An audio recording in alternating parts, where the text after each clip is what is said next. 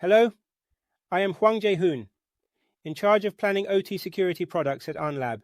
We can see that interest in OT security is rising significantly, not only in the country but also globally. In fact, it is often said that the manufacturing industry is what supports South Korea. And as we have seen in the media recently, South Korea is a place with high technological capabilities in any development or infrastructure, including nuclear power exports. However, recently, security threats targeting various manufacturing sectors and infrastructure have been increasing, and in fact the attacks have become very diverse. As Director No mentioned in the previous presentation, there was a lot of discussion about Lego blocks and various variables. In fact, indeed, there is an apprehension that the field of OT security may potentially also involve various cases or puzzles that can be applied. Today's presentation will first cover the OT field, and then I will talk about cyber-physical systems, CPS, and explain the security issues in that area. I will explain in detail how to develop case-based response strategies to address these security issues. Finally, I will explain the strategy that AhnLab is preparing, specifically the OT security strategy. I was talking about puzzle games, and at first, while preparing for my presentation, I wondered how I should get ready.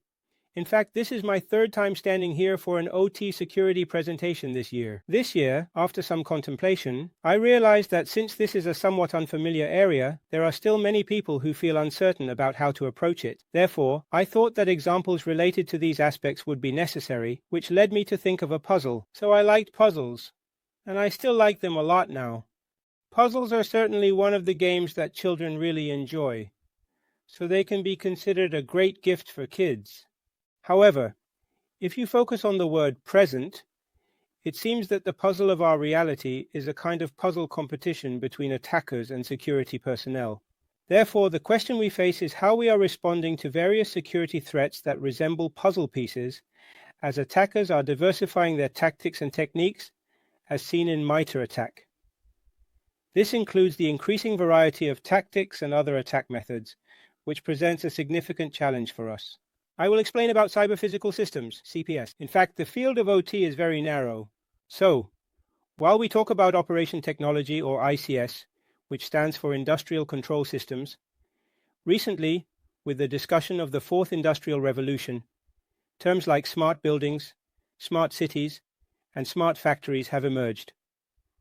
This environment is characterized by the convergence of various devices and assets, including IT, OT, and IoT. In such an environment, there are various variables present, as I mentioned. We can say that the area of cyber-physical systems, CPS, encompasses various technologies and assets, including data, devices, protocols, various facilities, and even recent advancements in robotics and AI technology. So recently, we don't refer to it as OT anymore because OT has become a very localized term. I would like to explicitly mention that our technologies have significantly advanced to the point where we can automate, program, or monitor various physical actions in cyberspace in a manner that encompasses all areas of our lives. This is why the term cyber-physical systems, CPS, is widely used. Let me talk a bit about the threats to security. In the past 5 years, there has been a significant increase in security attacks in sectors such as manufacturing, finance, energy, distribution, and healthcare. Specifically, in manufacturing, energy, and healthcare, the number of attacks has increased by about 2 to 3 times. As a result, we can see that the trends of certain attacks are changing significantly, and the security attack techniques being utilized in these trends include ransomware and targeted attacks aimed at specific individuals. Recently, attack methods that combine OT and IT, rather than separating them, have been widely used. So now let's take a look at history. The history of OT security first began with Stuxnet in 2010. When looking at the 17 years until 2024, if we divide it in half, there were many attacks on oil, gas, or any infrastructure during the first 7 years until 2017. Many of you may be familiar with attacks like Stuxnet, Black Energy, or Triton. However, from 2019 to the present, the targets of attacks have diversified significantly, and the methods have also become very varied. So, whereas previously only APT attacks were used to target infrastructure, now there are aspects that aim for financial gain by introducing ransomware and similar threats. There are also instances where political reasons come into play, so various manufacturers have been targeted, such as TSMC in Taiwan, Honda in Japan, and several other companies in North America. During the COVID-19 period, there were also many attacks aimed at pharmaceutical companies. There are multiple instances of attacks on OT security, and due to political reasons, there is also a significant rise in hacktivism. I will specifically explain one area in manufacturing and one area in infrastructure. There is an attack called ECANS, which is snake when read backwards. Therefore, there was an attack targeting Honda cars, and it occurred in 2020. As a result, 11 global factories experienced operational shutdowns. And unfortunately, in 2017, we faced another difficult situation with WannaCry. And this attack, called Frosty Goop, refers to the recently ongoing conflict between Ukraine and Russia, with the assumption that the backing is likely from Russia, remains valid in this context. The power facilities in Ukraine were incapacitated, causing approximately 600 apartments to experience blackouts during the cold winter. Even now, there are many attacks targeting energy facilities and infrastructure, and cyber attacks have indeed occurred in this context. The Black Energy attack that took place in 2015 was similarly an attack aimed at power facilities. As you can see, they are very well prepared in advance. Next is an attack targeting a specific target. Looking a bit deeper, in the case of ECANS, as you can see, the function code indicates that the attack targets are specified as Honda and NL. Another significant point is that it has incapacitated both IT and OT with a single attack. So, they exploited the vulnerabilities of the ICS system and halted specific equipment. There was a slight attack that halted the operations of the factory. As I mentioned, in the case of Frosty Goop, if you look at the network traffic, you see that there is an ICS protocol called Modbus TCP. The protocol used an unauthorized protocol to cause issues, not a normal protocol. In fact, it's not something just anyone can do, but it is entirely possible to penetrate directly from the external network to the equipment on the internal network by exploiting vulnerabilities. Here you can see that direct communication occurred through the vulnerability of the router, which caused a malfunction in the actual equipment, leading to a power outage. However, what we should note here is that there are a significant number of PLCs exposed to the internet. For example, there are about 46,000 devices using the Modbus TCP protocol that are exposed to the internet, and they can be easily searched. This is something I searched for about 1 or 2 weeks ago. And when you go to pages like Census or Showdown and Search, you will see the results displayed like this. There are a lot of PLCs in South Korea that are connected to the internet. If you click just a little, you can see that information such as serial numbers, model types, and service ports are all publicly available. From the attacker's perspective, this means that the reconnaissance information needed for an attack can be obtained with just one search. As such, the security and preparations regarding CPS are quite insufficient. So let's take a look at the kill chain. It is quite similar to the cyber kill chain in IT. Initially, it infiltrates the internal network through a USB or an administrator system, and then the internal network information is sent to attackers outside. The attacker receives the information, creates attack code, then downloads it internally to weaponize it. After propagating to specific equipment internally, it ultimately issues commands that cause malfunctions, leading to equipment shutdowns or data leaks or encryption. Because the methods of this kill chain are similar, MITRE ATT&CK has also created a separate field for ICS. So, in a way, you can see that the field of OT security and attacks is not a completely different world from IT. Rather, there are intersections and connections, and many aspects are common. There are a lot of security issues. In fact, there are still many client companies that use Windows XP or 2000. I also find that there are a lot of customers using XP when I go to meetings with clients. Security patches are quite difficult. This is because if a security patch is applied incorrectly and causes a blue screen like CrowdStrike, the factory's equipment could stop, so patches must be applied very cautiously. Network separation and such measures are inadequate and lack visibility. Internally, there are many protocols like SMB being used. And as you know, the SMB protocol is used for transferring files to shared folders. but it is not commonly used in IT environments. This is because when the SMB protocol is used, ransomware can spread rapidly once it enters the system. However, in the case of factories like Honda and TSMC in Taiwan, we can see instances where ransomware rapidly spread not only within the factory, but also to nearby factories through the SMB protocol. However, these things are in a situation where they cannot be avoided because of work.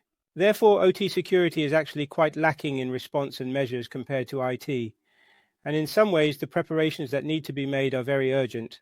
However, there are cases that we do not yet feel, and we do not know these individuals well.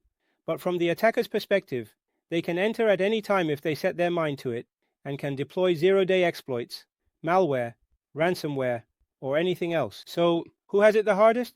It's the security personnel who have it the hardest? When an incident occurs, I believe that, as I mentioned earlier, there is a constant puzzle game-like competition between security personnel and hackers in the world of cyber-physical systems, CPS. Now, I will briefly explain how to respond. In fact, I intend to speak based on case studies, and since there are quite a few examples, it might be a bit stiff, so I ask for your understanding in advance.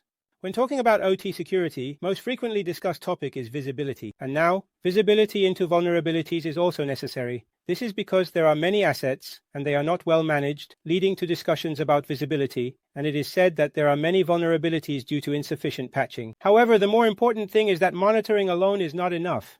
Detection and response are necessary. In fact, for these things, not only a network perspective is needed, but also the inclusion of endpoints and OT-specific areas. First, we need to establish visibility in these areas, then detect threats, and finally respond to them. AhnLab has engaged in OT security in the endpoint field since 2006. When it comes to endpoints, we have nearly 20 years of experience in developing and producing products in the OT field. And I believe there are no other companies globally with such a long history. In the field of networking, we have a lot of technologies, and about 3 years ago, when we incorporated NeonWorks as our subsidiary, we also included specialized technology for OT into what can be seen as AhnLab's OT security framework. So now we will discuss 3 perspectives on how we can effectively secure these endpoints, networks, and OT-specific areas. First, visibility. There is indeed an extremely famous person named Ralph Waldo Emerson who said, "Fear always springs from ignorance." In fact, to ensure security, the security target and the purpose of what we need to secure must be defined first. But the OT domain is not easy. This is because once equipment is installed, it is used for nearly 20 years, and the personnel in charge change, and there are many aspects that lack visibility. Continuously changing equipment, operating systems, and locations makes securing visibility the most important aspect. To achieve this, I would like to emphasize that we need to prepare for visibility from the perspectives of asset and network service vulnerabilities, as well as topology.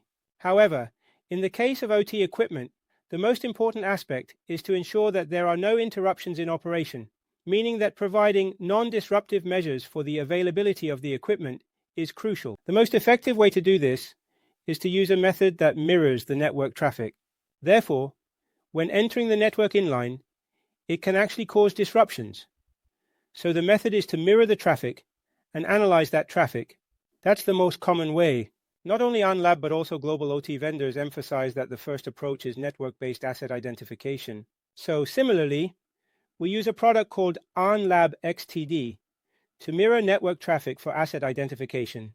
The identification method generally involves passive mirroring and a lot of manual processes, but active methods are also used as needed. We need to manage an inventory of identified assets, including which vendor they belong to, what operating system they are using, and what programs they have. However, the greatest advantage of a network is that it can identify all the assets connected to it.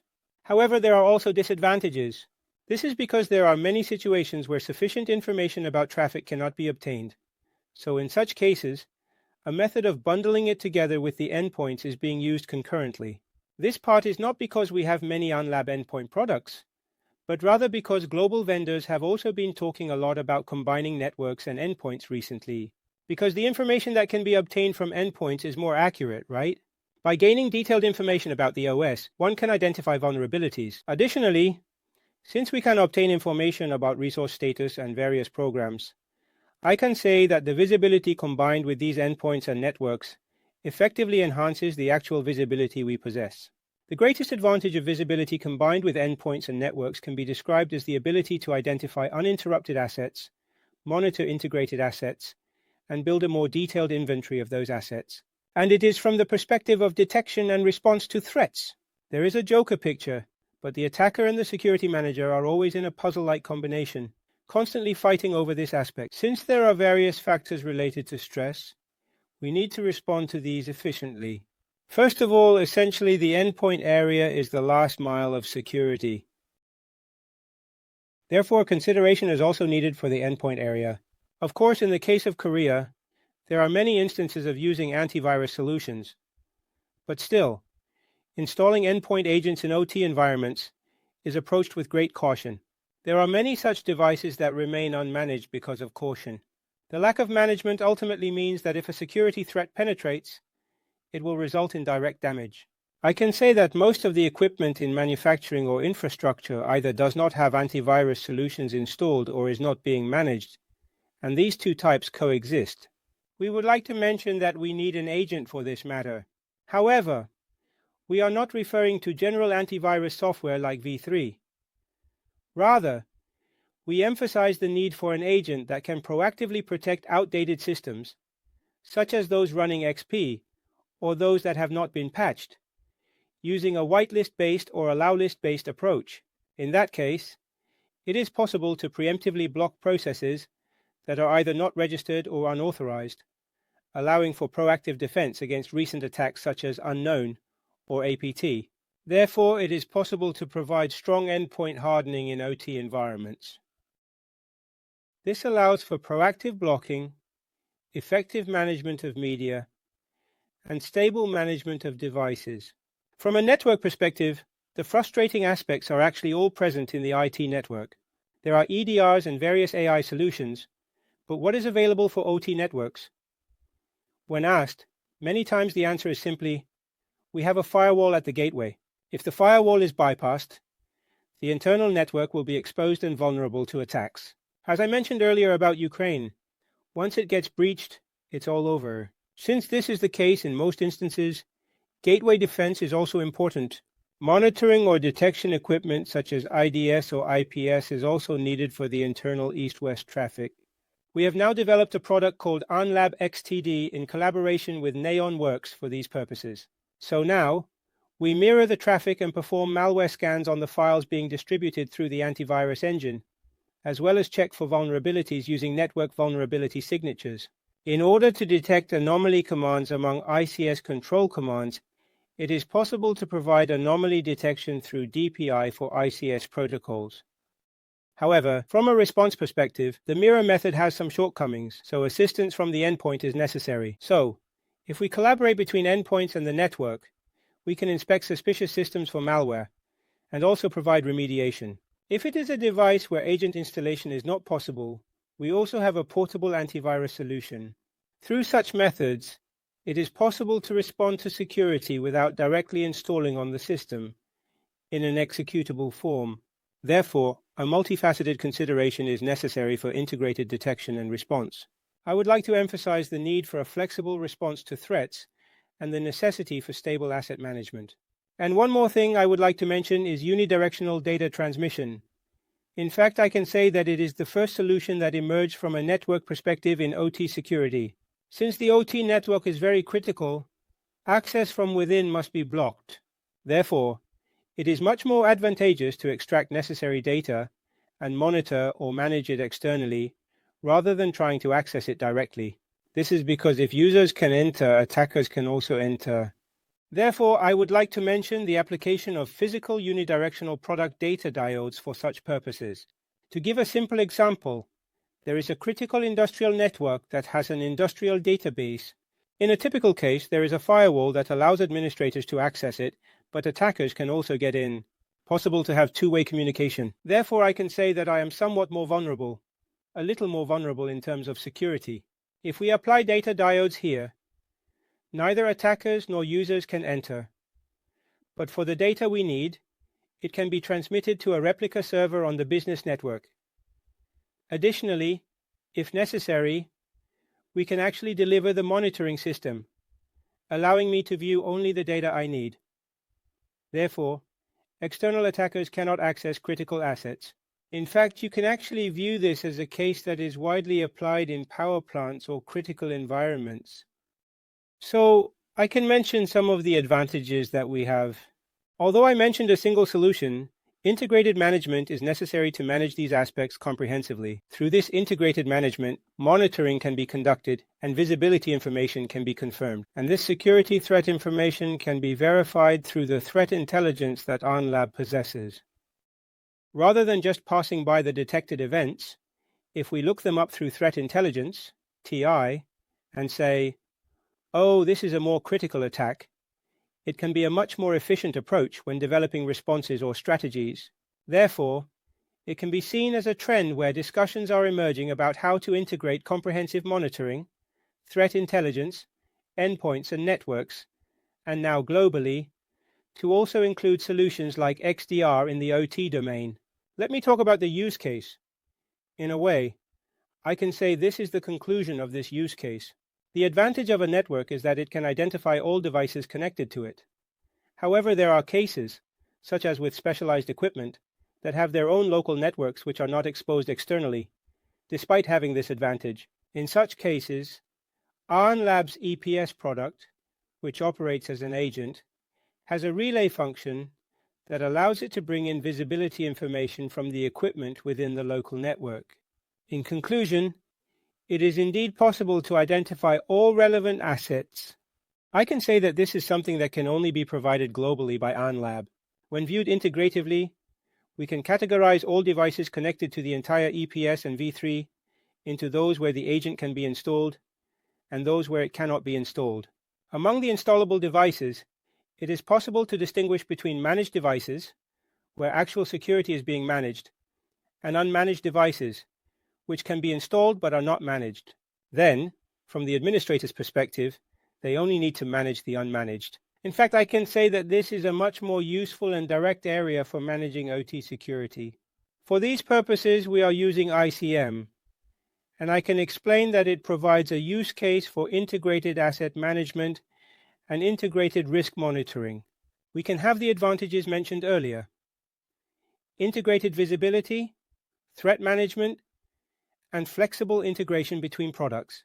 Lastly, I would like to mention that you probably saw AhnLab Plus during the keynote. So, in AhnLab Plus, there are various pluses, and I would like to specifically talk about CPS Plus. AhnLab has been continuously expanding its security map, and the last piece that has been added to that area is the CPS Plus piece. In CPS Plus, there used to be only the EPS product, but recently we have integrated products like XTD, which provides network visibility and threat detection, as well as data diodes, and we also have ICM, which serves as a platform for comprehensive management of these elements. Therefore, we have CPS Plus. This CPS Plus essentially has a security framework, so to speak. The security framework includes the network area, the endpoint area, and the integrated monitoring and management area. In fact, since I am the person in charge, this may be a bit of a self-promotion, but the vendor that has a portfolio covering all these areas, network, endpoint, OT protocols, and TI, is almost exclusively AhnLab on a global scale. Of course, there are many excellent vendors out there, but we have these specific strengths. Our session is titled Unified Platform, and to implement OT security really efficiently, we need to have a variety of cards available to us. If we have fewer cards, our ability to respond becomes more limited. Therefore, AhnLab has many tools that can be used more effectively, and I can say that we can develop response strategies to fight against attackers through those tools. Of course, it is common to only have firewalls in place at the moment, so you might ask when everything will be fully equipped. But in fact, there is no need to have everything in place. I would like to emphasize that it is advisable to gradually develop a strategy for CPS security by planning and establishing priorities on which areas we should focus on first, and then applying those areas step by step.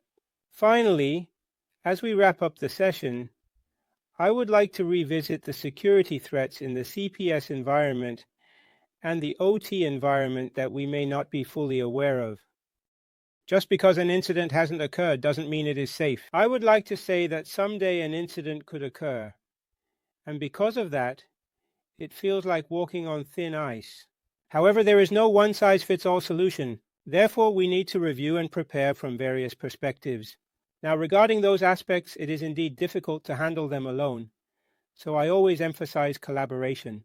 So, in a way, I would like to say that through various collaborations among security vendors, companies, products, and customers, I need to establish strategies for OT security and cyber-physical systems, CPS security. Thank you for attending the presentation at this late hour in the afternoon. I will conclude the session. Thank you.